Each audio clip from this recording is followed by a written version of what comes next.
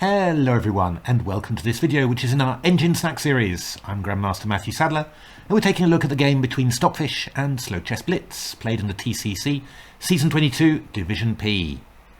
I had to do a little bit of a double take when I saw this position because black seemed to be somehow missing some moves, but it turned out that the opening book was to play knight c6 and after d5 to go knight b8 and only then to play e5, the standard King's Indian moves. So black is actually a couple of tempi down. I mean, white hasn't actually made any moves that get at the black position, but, well, these moves g3 and h3 have made white's position both safe and also full of promise. G3 prevents f4 and also means that after e4 white has a lovely secure square on f4 for a knight, for example, and the move h3 supports g3 to g4, breaking up the black kingside. And, well, if you can get rid of this pawn, then you can secure the lovely e4 square for your pieces. I've had this experience before, in actual fact, to follow a line but a tempo down to what you normally expect, and the big effect of that is that although it looks reasonable, somehow none of the little tactical details that you normally use to help you achieve your goals, none of those actually work. You're just always too slow. And, well, what tends to happen then is that basically you end up without any counterplay. And this is pretty much what happens in this King's Indian. So actually Stockfish just gets the chance to play all of the moves it likes to play, just like that, and black doesn't seem to be able to generate anything in return. Let's have a look how it goes. So Stockfish played knight g5, aiming at the e6 square. Knight a6 was played, a3 to stop any counterplay with knight b4. Queen e7, castles, king h8, and then king to b1. White's just playing very flexibly here, getting the king safe, making sure that that some sort of sacrifice with knight b4 is not going to be dangerous.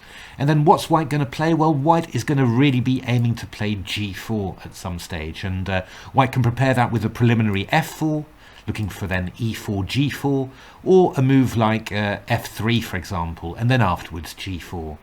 But, well, essentially black's, got to try and think, how am I going to get any counterplay? In actual fact, Slow Chess played b6 in this position, and I thought this was a really bad move, actually. Simply, black needs counterplay, and when you play b6, it makes your queenside solid. It gives you the opportunity to play knight c5 and recapture with the b pawn if white takes on c5, but it really means that there's not going to be any counterplay with c6 at all. And, well, you've got to have counterplay, otherwise, you're just going to be a sitting target for white's play. Obviously, of course, Stockfish managed to make something of this position. Take a look at how Stockfish did it in the game against Berserk, in actual fact, on my 14-thread machine. So bishop d7, bishop d3, knight e8. Queen d2, knight c5. You notice black's keeping the queenside, kind of fluid, so c6 is still a possibility here. Bishop c2, a4, establishing a square on b3, and immediately black starts to use it, looking for confusion, maybe a move like knight d4 at some stage. f3 played, very sensible move from Berserk here, looking to play g4, and then queen f6. Getting out of the way of this line, so knight d4 really is going to be a big idea.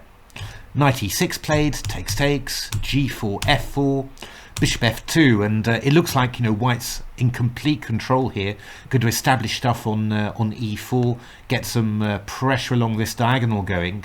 But black plays e4 again. Stockfish always going for confusion here. Knight takes e4, and this very unusual move, knight a5. Looking to hit the pawn on c4.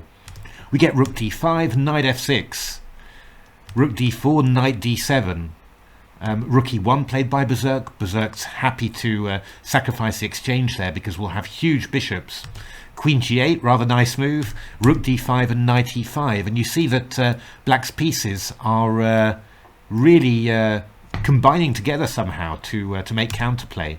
Knight g5, knight ac4, rook e1, rook f6. Black's queen needs a move because bishop h7 was threatened. Bishop h7, queen e8, queen c2, rook h6, rook e1, knight takes b2. It's all happening, Yeah, I mean the tactics continued, after this, but you just see the amount of confusion and the amount of activity that the Stockfish creates in these games, and well, you compare it with what happened to slow chess, and yeah, you'll see why, yeah, really why Stockfish is the strength it is, and yeah, why slow chess isn't quite at that level yet. So b6 played, f3. Bishop d7, bishop d3. So this move f3 has stopped e5 to e4, and we're attacking this pawn on f5. And after knight e8, a lovely move, queen d2, just completely making this knight on c5 completely useless. The bishop drops back to c2. h6 played, knight e6, queen e6, and now we go g4. And after f4, we've got this lovely intermediate move, queen d3, hitting the square on h7. And if you look at what slow chess has achieved, well, a move like e4 is not going to be dangerous, simply because there's no counterplay here against the queen side. Instead of having a knight on b3, you've just you've basically just exchanged off this this knight on c5. So queen g8 was played, bishop f2. Rook b8, knight d5, rook f7, and now many ways of playing this. I mean, already here, even Stockfish as black is barely able to save any half points, although it does do it in a couple of points. Bishop f8, h4, queen g7, g5, bishop f5, and now actually an interesting moment, because Stockfish did actually manage to save some games against Berserk as black, and this was when Berserk was playing g6, rook f6 and h5, really going for the I guess you'd say the positional bind, and getting this sort of position where it grabs the exchange here and then assumes that there's going to be a way through.